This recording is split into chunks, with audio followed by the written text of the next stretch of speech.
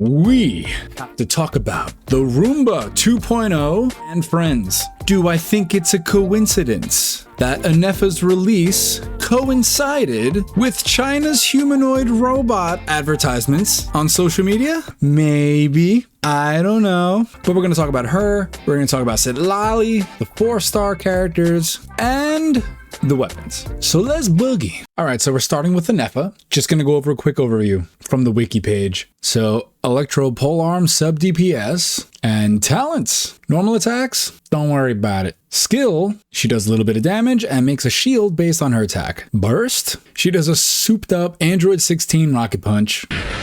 And then Brigitte stays on the field. Now the skill also summons Brigitte, and you can see it occasionally attacks enemies, and they call it discharge, but it looks like it attacks once every 2 seconds or so. Now this ascension basically allows Brigitte to do another instance of damage as long as lunar charge is being activated, which is also considered lunar charge damage. So everything about her is lunar charge focused. The 4th ascension is when you use her burst, everyone gets 6% of Ineffa's attack as elemental mastery, and that is everyone, which is quite good. And her permanent passive is just that anytime electro charge happens, it's converted to lunar charged, and she increases the base damage of it based on her attack. And that's sort of her in a nutshell. But you could see like Brigitte does interesting damage because you could see it's doing electro damage, but when it is hitting lunar charge, it's doing like 2200, 21.5. That's pretty good. And that's going to be off field. So I think she's going to be pretty useful.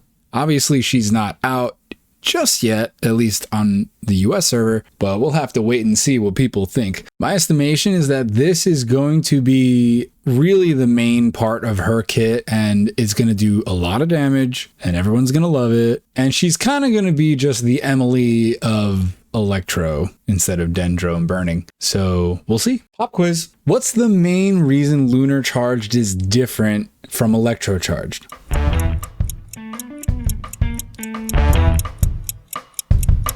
It crits. We can see here for Electro Charge, which again is Hydro and Electro, the damage is calculated by your character level, your EM, and cannot deal crit hits, which is why this is a largely unused team, because if you've been playing Genshin for at least a month, you know crit is like crack. Everybody wants it because it's fun to build and you get to see crazy high numbers. And as you can see by this chart, the numbers for Electro Charge aren't really that high. But if you look here for Lunar Charge, these are convoluted equations, but the only thing you really have to look at is here times crit multiplier. That basically means no matter what damage it was gonna do, add your crit damage to it now. So if you're building 200% crit damage, that's 3 times the damage it was going to do before. And I'm pumped to see what they do with the other lunar reactions coming up in Noahcry. We'll go over the first 2 constellations, because anything after that is,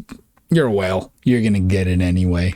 Doesn't matter what it is, right? The first one's basically, as long as her shield is active, she's going to increase lunar charge damage. She's going to increase lunar charge damage by even more, up to 50% more, which is pretty decent because it already does good damage. C2 kind of helps C1 happen because after you do the burst, you gain an automatic shield. And also, one opponent that you hit with the burst is going to get basically sniped by God with a thunderbolt from the heavens with an extra lunar charge base damage, 300% of Ineffa's attack. Now, if you look at this, this is the main part of her kit. It's dealing an extra instance of 65% of Ineffa's attack that is considered lunar charge damage. Now, that is going to be the bulk of her attack damage, and that's a 65%. This is 300%. So I don't know if you took algebra, but 300 bigger than 65, way bigger. So I don't know the calcs. This is lunar charge is complicated. It takes into consideration EM, character level, crit, and then she buffs a ton of it within her kit. But we're going to have to find someone with a C2 to see what this instance of damage does, because I think it's going to be wild. So needless to say, if you're gonna go for a constellation, I'm very curious about this one. I'm not recommending it,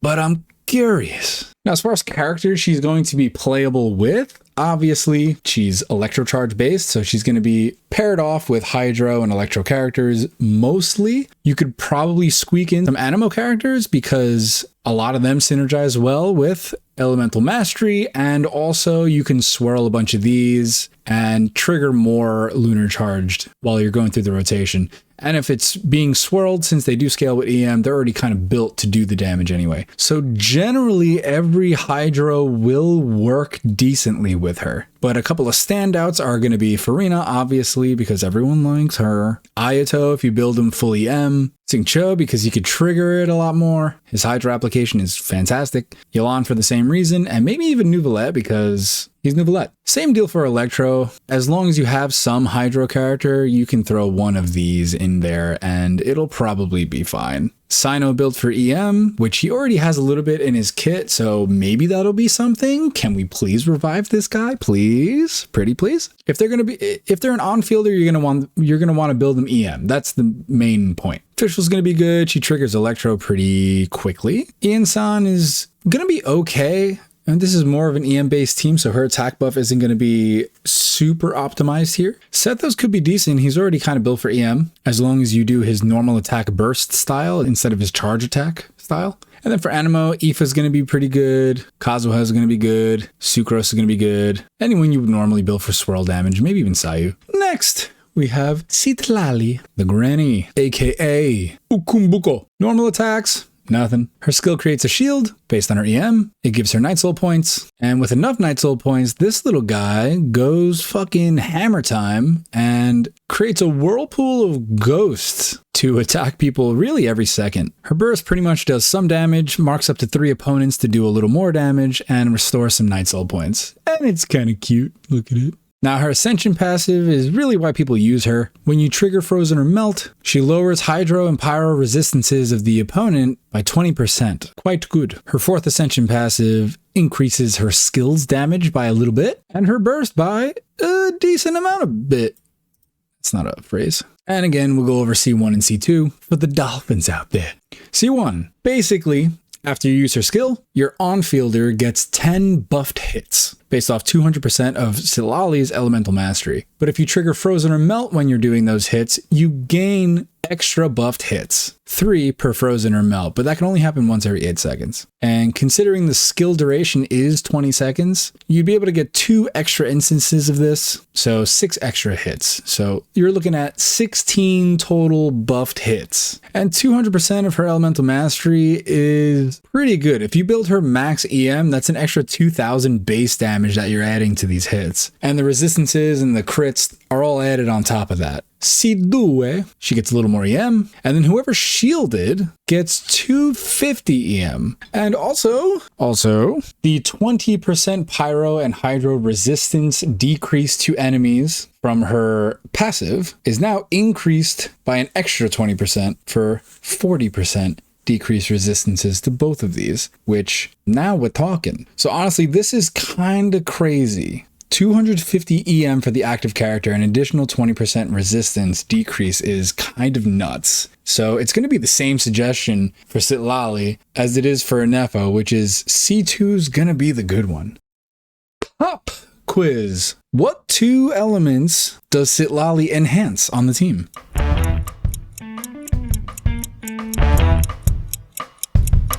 It's Pyro and Hydro, and it's because of this passive. Now, because she buffs Pyro and Hydro, she took the existing Pyro on-fielders when they were already here and bumped them all the way up, where now Melt is really the best reaction in the game as long as you have her. And really Mawika. She's doing the most Melt damage here. But any Pyro on-fielder is going to be better with this.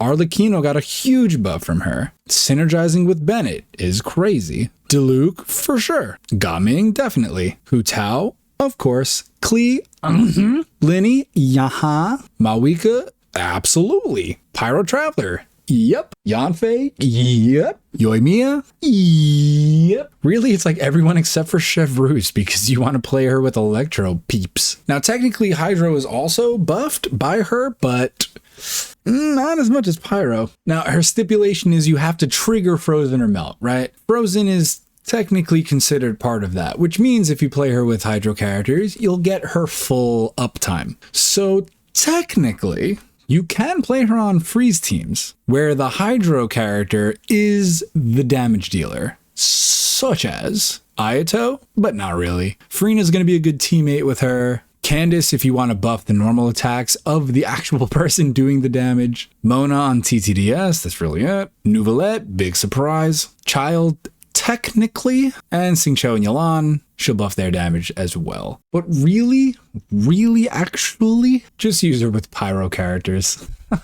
At least as the on-fielders. Now, the problem is, if you pair her with Hydro and Pyro characters, that's going to be worse than just picking either Hydro or Pyro to pair with the Cryo. Because a mix of all three, you're going to get reactions shared between them. When in reality, if you have Pyro on the team, you're trying to get melts. And if you're accidentally getting frozens or even vapes, it's going to be hard to keep track of who's reacting with what and who's actually doing the damage. So just do Pyro, dude. All right, now we're going to go over the 4 stars. We have Xingqiu, Fischl, and Sethos. Now, if you remember, Ineffa is used with Electro and Hydro. Who do we have here? Electro and Hydro. Technically speaking, we have a full-ass team right here. But let's get a little deeper into it. I'm not going to go as in-depth with Xingqiu, but we are going to talk about generally what he does, where he kind of stands right now, and then also we're going to talk about which constellation to look for. So, Xingqiu, he's used for his burst. That's really it. He summons swords around him. You can switch out to another active character to do damage, and the swords are going to attack the enemy that you're attacking and apply Hydro and do a little bit of damage. The swords themselves are going to reduce the damage that you're taking, so there's some defensive utility in his kit. And also when they expire, they heal you a little bit. Not much. He's not classified as a healer. It's really just a little, but it is helpful. And honestly, he has one of the best Hydro applications in the game with these rain swords. The damage is so-so, but I do feel like he's sort of tapered off, especially in the meta. If you want to keep up with all of the crazy shit that Genshin's been adding to their games recently, opponents are getting tougher. That's the long and short of it. They have a lot more HP, so you're forced to do a lot more damage. And the fact that he isn't really buffing anyone, and a lot of his kit is focused around survivability instead of actually increasing damage, I think he's tapered off a bit. He's still very useful for applying Hydro and vaping. But we just spent a good chunk of time talking about how Citlali buffs melts so much more. So if you're going for Citlali and you end up getting Xingqiu, there's a pretty obvious character to use instead with your Pyro characters. That being said, his best constellation is sort of up in the air. He's pretty useful at C0. These are some quality of life upgrades for him though. You get an extra rain sword with C1, you get a burst duration increase and Hydro res decrease by 15%. With C2, you get a burst level up by 3 for C3. As long as the burst is active, his skill does more damage for C4, skill level increase for C5, and then C6 is a decent quality of life and damage increase. It basically just increases the damage from his burst and the swords following you around and gives him a little more energy. So I honestly think 95% of his utility is at C2. You know, the rest are useful in their own ways, but really you're getting most of what he's capable of right here, with the extra duration being very good, and then also the resistance decrease by 15%, increasing his damage a little bit. So I would say that's the most useful one to look out for if you're close. Fischl is quite good. I like her. She was pretty top of the meta at one point and sort of dips into it every once in a while. I don't think she's quite top of the food chain anymore, but who knows, with the release of Ineffa and Lunar Charge, she might pop right back in. She's used for her skill and her burst. They essentially do the same thing, with the burst doing a little more damage, but you summon Oz, which is her crow companion, and he sort of baby bird feeds the enemies with a little bit of a electro shock. The summoning does damage, and his little pellets also do damage, and they're pretty much used interchangeably. The cooldown could be kind of long for the skill, so at least how I use her is you use the skill, hopefully by the halfway point you have enough energy to do the burst, to maintain the uptime on Oz. And then by the time that Oz disappears, the cooldown for the skill is over and you can just do the skill again. Now, one of her passives throws another instance of electro damage when you're doing electro-related elemental reactions. This is pretty good. This is basically the same passive as Ineffa. And if they are used together, this extra instance, if it does trigger electro charge, it will also be considered lunar charge damage, which is kind of nice. So even at this point, she applies a good amount of electro, but her constellations increase that by a hell of a lot of fold. Also not a saying. But C1, Oz attacks alongside Fischl's normal attacks. It's not electro damage, it's also physical, which is why back in the day, back when I was young, people used to use Fischl as a physical damage on-fielder, which is real funny. But Oz would do the second instance of physical damage, so she was attacking twice per normal attack, which was entertaining, to say the least. Needless to say, not the constellation to look out for. We'll call it that. C2, the summoning of her skill does a little more damage. C3 upgrades the skill by 3. C4 increases the damage from her burst, and it also heals Fischl. I'm going to be honest, I did not know that. This is new for me as well, and I know it is for you too, so don't lie. C5 is burst level, and then C6. Oh, C6. Extends the duration of Oz's presence on the field by 2 seconds. Already good. But now, instead of Oz attacking with physical damage alongside only Fischl, Oz attacks with electro damage alongside whoever is on field. That's a lot of electro, especially if you have a normal attacker. This doesn't say it, but I'm pretty sure that this is relevant for normal attacks only. I didn't actually fact check that. Yep, just fact checked. It is only normal attacks. It doesn't say it, but that is what it do. So I don't think I have to explain what the best constellation is. I think you could pretty easily put together that it is indeed C6. So if we can find her, we're going to slot her right up in here. Next, Sethos. Personally, I like this guy a lot. He never really made it to the top. He is a 4-star and an on-fielder, and none of them ever really do, except for Gaming, who maybe he's a little jealous of, who knows. But Electro Bow on-fielder. He's a little weird, I gotta say. He has 2 different playstyles. One, you can activate his burst and it converts his normal attacks into these charge shots. Or 2, you can build him with a ton of energy and play him with regular charge shots to convert them to shadow piercing shots here. Right? Now this is with low energy, that's why it's taking so long to charge. When you have high energy, it sort of happens immediately. But when you do that, it sucks up 20 energy per charge shot, and his burst energy cost is 60. So 60 divided by 20 means you can do it 3 times. But as he's shooting, he could accumulate more energy, and there are things in his kit that increases that energy regeneration, so you can get a couple more out in there. But basically you build him for EM and crit and a little bit of attack, and you got yourself a Sethos. And aside from being just kind of fun as hell, it does decent damage depending on your teammates and also your constellations. So let's see. C1, crit rate of those shadow piercing shots increased by 15%. So that's helpful. 15% crit rate is pretty good. C2, he can get 30%, right? This can do it twice. Electro damage bonus by triggering 2 of these 3. So either doing that roided out charge shot, causing an elemental reaction with his skill, or activating his burst. C3 increases his normal attacks, normal attack talent, which is actually good because even though it says normal attacks, that counts for charge attacks also, which is really all of his damage. C4 buffs the team by 80 EM if you pierce through 2 or more enemies. C5 increases his burst by 3, and C6 is an instance of returning that energy back to him like I was talking about before. After you do the charge attack, the energy is given back to you once every 15 seconds. So this is pretty good in terms of just keeping uptime on having him do damage. Now, I think most people are button mashers. I think it's safe to say that that is generally true. Now, since he has 2 different playstyles, there are 2 different recommendations for the constellations. And contrary to most of the other ones where they're the constellations that have descriptions and they're not just increasing talent levels, my recommendations are for the talent levels. So if you like doing the charge shots, his C3 is going to be pretty useful. So that's what I would recommend for the charge attack playstyle. But for the burst, it would be C5. This might be the first time I've ever recommended a talent constellation, but for him, it is useful. And honestly, he carries me through with Chevreuse for some of the only 4-star clears on the Abyss that I've ever done. But I personally use him on the charge attack playstyle.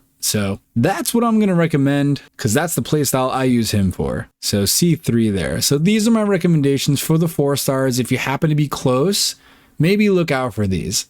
Don't pull for the 4 stars. You're not going to get them. Assume that. You're just not going to get them. But if you have a C1 Xingqiu, know that if you accidentally happen to stumble across another Xingqiu, the C2 will make him a good chunk better. Now we're just going to do a quick ranking about where we're going to place these characters overall on a tier list. And we're going to assume the constellations that I recommended before for the 4 stars. And we're going to assume C0 for the 5 stars. So we're going to start with Fischl. And for C6 Fischl, I think we're going to put her in A. She used to be S, but not only do I not hear too much about her now, but I personally don't play her much anymore. The newer characters are just kind of very specific, and if you happen to have the characters that work well with them, they just kind of kick her out of the meta. So I still think she's there. I still think she's a really good character, but I just don't think she's as good as she used to be, which is still good. A is still good, so get off my ass. But that's where we're going to place her for now. Xingqiu at C2. Honestly, I think we're going to match her right there. Yeah. You know what? Yeah, that feels right. We're going to say A. He's still good. He's still relevant. He's just not as good or as relevant as he once was. They're kind of in the same boat, if I'm being honest. Like 2 lost lovers. A Romeo and Juliet. Really. Sethos, honestly, dude, I gotta tell you, not very good. I wish he was better. I really do. Like, the best part about him is that you can put a slingshot on him, which is a 3-star bow. Otherwise, like his damage, if you build him really, really well, it can be something. But even so, you need Chevreuse. And Quicken teams just aren't going to cut it. Hyperbloom teams don't even exist with him, to be honest. So I think he's going to sit pretty comfortably there. Now, Citlali, she sort of started out top of the meta when she came out. And to be honest, I still think she's there. I really do. The amount of debuffs that she gives to the team for resistance shredding and just the cryo application, the ease of use, the fact that she's a catalyst and can run TTDS, the EM boost to the team, she's just kind of crazy. And the EM boost specifically on its own is just really good, especially because she's used in Melt, and that's basically the highest reaction damage you could possibly get. And then Ineffa, it's all speculation at this point, and I do think she's going to be powerful, but I don't think she's going to be top of the meta, so now it's just a question of how far away from top of the meta. Here's my thing. Lunar Charge is a new thing that they're trying out, right? It's a new mechanic. They haven't added anything like this to the game yet. They're adjusting a previous reaction to try to make it better. Now, Genshin isn't exactly known for proper balancing as of late, right? I haven't looked at any leaks, but I am to believe that they're going to make Ineffa a little stronger than she should be. I think they're going to overbuff the lunar stuff as part of this first test run. I think people are going to be really hyped about the damage, and Genshin doesn't really nerf characters, but I do think there's going to be a slight adjustment after this character does come out. Maybe that's just a gut feeling. I don't know. I feel like there's something about this character that might just be a little too much for a robot lady that vacuums your rugs. So I think I'm going to put her in A. And these are not in order. This is just how it happened to lay out. So keep that in mind. That's where I'm standing on these guys as of now. Really, the only unfortunate pull in this banner is Sethos. The rest are pretty good. Okay, now we got to talk about the weapon banner real quick. I'm not going to go over too much in this section just because, let's be real, people don't really pull on the weapon banner that much, right? But we're going to go 5 stars first, then we're going to talk a little bit about the 4 stars. So, Starcaller's Watch. This is Citlali's weapon. It gives you a shit ton of EM at level 90, 265, and then also increases elemental mastery by another 100 with its passive. And after you create a shield, it buffs the active character with 28% increased damage. Now, is that good? Yes. Is it better than TTDS? I don't know. Now, if you remember, Citlali's shield strength scales with her EM, so the fact that this is giving her 365 is kind of crazy. But also, that's just shield strength. But all in all, obviously, it's going to be best for Citlali. I don't think you need it for her. Like I said, this weapon is free, and it gives 48% attack to the active character, as opposed to 28% increased damage. It's not too far off. As far as other people that you could use it on, it's honestly kind of hard to say, because if you could use that weapon, you could also use TTDS on any of these characters, and it'll buff the team generally about the same. So it's hard to recommend it as a whole, unless you just really like the drip for Citlali, but it will be usable for anyone who either buffs the team or shields, aka Baiju, Lanyan, honestly even Ningguang, because you can shield with Crystallize, and then Yanfei if you have her constellation that activates a shield. So it is possible to use with them, or if you just needed EM stat stick, it could be useful for Hazo if you're going Electro Charged or Lunar Charged. Ineffa, same deal. Mizuki, Nahida needs EM. Maybe Mulan if you have enough crit and you want to go crazy big vapes. Sucrose again for electrocharged, and that's kind of it. But overall, I wouldn't say you need it. Now the next one is Ineffa's polearm, fractured halo, gives 66 crit damage at level 90, pretty good. And the passive is after an elemental skill or burst is used, attack is increased by 24%. If the character creates a shield, all party members deal 40% more lunar charged damage. Now, as of right now, Ineffa is the only character that can trigger lunar charged. You need her on the field in order to be able to lunar charged whatsoever. So knowing that, at face value, it would seem like this is literally only useful for her. But speculation brain kicks in and says otherwise. Nordcry is going to be lunar focused, right? Nordcry needs an environmental mechanic. In Atlan, we had Night Soul. We could ride Saurians. We had an extra meter at the bottom of the screen. It was a nice little gimmick, a nice little refresher for the game. Nordcry needs something similar. It's going to be lunar. Are there going to be ways in Nordcry specifically that you can activate lunar reactions without having the characters needed to trigger them? It's very likely. I'm going to go out on a limb and estimate, get a little hypothesis here, that Nordcry is going to have a mechanic that we can activate lunar charged without Ineffa, in which case any electro or hydro polearm user that triggers electro charge would be able to use this pretty well. They're also going to have to be able to create a shield. So that is another bit of a stipulation. So let's see who else this could be useful for. So again, we're looking for hydro, electro, and shielding. So hydro polearm user that creates a shield. Hydro, electro, polearm user who creates a shield. Anyone? Nope. So now if you are generally looking for a 24% attack boost after using skill or burst, it's going to be a decent stat stick because it also comes with the crit damage, which is pretty great. So anyone who wants to crit and enjoys a 24% attack boost can use this weapon. But to get the full effect, no one can use it. It would be Zhongli. He can create a shield, but you don't want to increase his attack by 24%. Also, you don't need crit damage on him. Maybe Yunjin, but also you want to build her for defense. Attack could be useful if you're doing DPS Yunjin, and so could the crit damage. So, all right. Someone has to try this.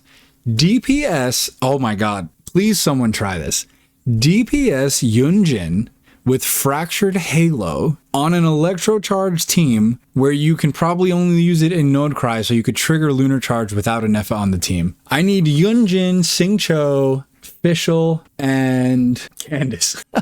Give me that team and tell me how it goes. Other than that, good stat stick for Xiao. Not bad for Shangling, but she needs energy. Wouldn't be bad for Hu Tao. Really, anyone who does damage can use it. Sino, maybe. Emily Escoffier. Again, these are all just stat stick options, not really recommended. So that's that for the 5 stars. Okay, and for the rest of the 4 stars, we're just gonna kind of jump through them, give general recommendations for who can use them. There's some fav options in here, which are generally best in slot for a couple of characters, so we're gonna get into it. First is Fav Bow. Gives 61% energy recharge, and at R5, every 6 seconds, as long as you crit, you give 6 energy to whoever picks up the particles. So any bow user who needs energy and wants to help the team out with a little more energy. So really, that's going to be Kale, Diona, Faruzan, Goro, Auroron, Sarah, Sethos, if you remember, he needs a ton of ER. Sijuin, I don't know. I actually have no idea. I'm just going to say it as a safeguard because really everyone can use this. And that's kind of it. It is a good bow. All the characters I mentioned,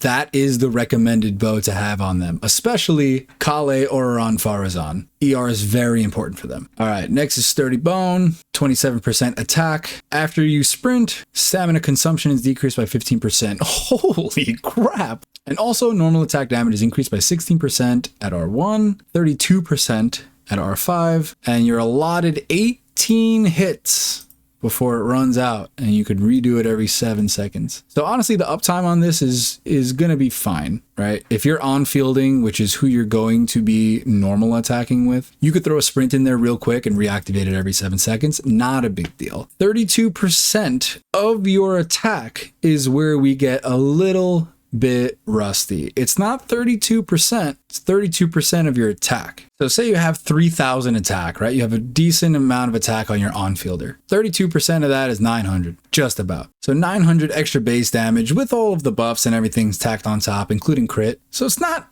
terrible, but in complete honesty, I would have to look at a little more use case for this weapon to really recommend it. I'm not super familiar with it, don't have it, but I could see it being useful for Ayato because he normal attacks. Chlorind, same reason. Now she attacks a lot and triggers a lot of hits, so she might run out of that quota a little quicker than most. I think it'd be a decent option for Skirk. If you do her normal attack playstyle, you can do her a burst playstyle also, so it wouldn't be helpful for that. But that's really it. We don't have too many normal attack focused sword characters, which is interesting because sword is like the main trope in every game, right? They're usually the on-field attackers. You might think it'd be okay for Alhaitham, but this is considered skill damage, most of his damage, so that wouldn't work either. So yeah, that's kind of it. Next, Mountain Bracing Bolt, 30% ER, decrease climbing stamina consumption by 15%. Wow. And increase elemental skill damage by 12 at R1. And then when nearby party members use elemental skills, the equipping character's elemental skill damage will also increase by 12%. So that's 24% at R1 and 48% elemental skill damage increase at R5. Now that is pretty good. Now the confusing part here is this gives ER, which means it helps you burst more. You would think the passive would increase burst damage if it's incentivizing using the burst, but it's not. It's increasing skill damage, which doesn't use energy at all. So this is dipping its toes into two different playstyles that don't really complement each other. But if you have a support character who wants to burst and does interesting elemental skill damage, we can look at Bruce, because she could do 2 elemental skills if she has enough constellations. Possibly Sino, which is, you know what? I'm not even going to continue that. I cope on Sino so hard. I don't know. It wouldn't be bad for Emily. Most of her damage comes from her skill. Escoffier, same deal. Wouldn't be bad for Ian-san. It was made for Kachina in mind, so it's good for her. Raiden support could technically use it. There's way better options, but you can. And then again, DPS Yunjin. Is Yunjin coming back? Hey, is Yunjin coming back? I'm kidding, don't do that. Or do and tell me about it. Anyone? Okay, next. Codex, same passive and energy recharge as the sack bow from before. So it's going to be used on similar characters, just catalyst characters. So anyone who wants to burst and is a support. So a little bit Baiju, a little bit of Barbara, a little bit of Charlotte on my mind. Definitely Charlotte. Citlali could use it. Kokomi if you're doing her for support, but I know a lot of people do DPS with her nowadays. Lisa for support. Her burst needs a lot of energy, so that would be helpful. It'd be okay for Sucrose. You need her burst up. Shenyun for sure. And that's about it. And last, we have Sack Greatsword. So, another ER weapon, but this one eliminates the skill cooldown 40% of the time after you use the skill at R1 and at R5. 80% chance of eliminating the cooldown. It is once every 16 seconds, so roughly once every rotation. It's on the longer side of the rotations, I believe, but still pretty useful. So again, this isn't going to be for damage focused characters. It's going to be for support characters, and it's going to be for support characters who again want energy. So it's going to be a similar clientele to the Fav weapons as before, but you do get 2 instances of your skill out. So sub DPS Beto could be good. Dori, not bad. Kave, not bad. There were a lot of people testing out Navia because she already has 2 instances of her skill, and this allows you to have another one. So that's a fun playstyle, but not really recommended. And then maybe Sayu, although there are better options for her. So not too many recommendations for this weapon. And even the ones I did recommend, there are better options. Now, who I would recommend this banner for? Honestly, these are all good characters, as we saw before. I would recommend this banner for like early to mid-game players, honestly. The 4 stars are good, the 5 stars are good. You have a full team here if you're going for Ineffa. If you have any pyro carry, Citlali is going to be a banger. So I do think it's worth it for them. But for late game players, I'm having trouble seeing the long-term benefit, I think. Or even a reason to use them over others. The only one I could argue is Citlali. And that's if you want to do maximum numbers for your pyro characters. In which case, go ahead. But that's really it. I would not recommend the weapon banner to either party, but that's sort of where I stand on it. Tell me what you're gonna do. Personally, I don't want any of these. I think that Nodecry teaser kind of ruined everyone's hype for Ineffa because we saw so many characters that just look way cooler. And we know they're coming up soon. I think the amount of people that were going to wish for Ineffa was originally here, and then after that teaser, it dropped about halfway. I still think people are gonna get her, but not I, said the fly. And let me know if you got the quiz questions right. And we'll see you for the next one, okay? Ciao.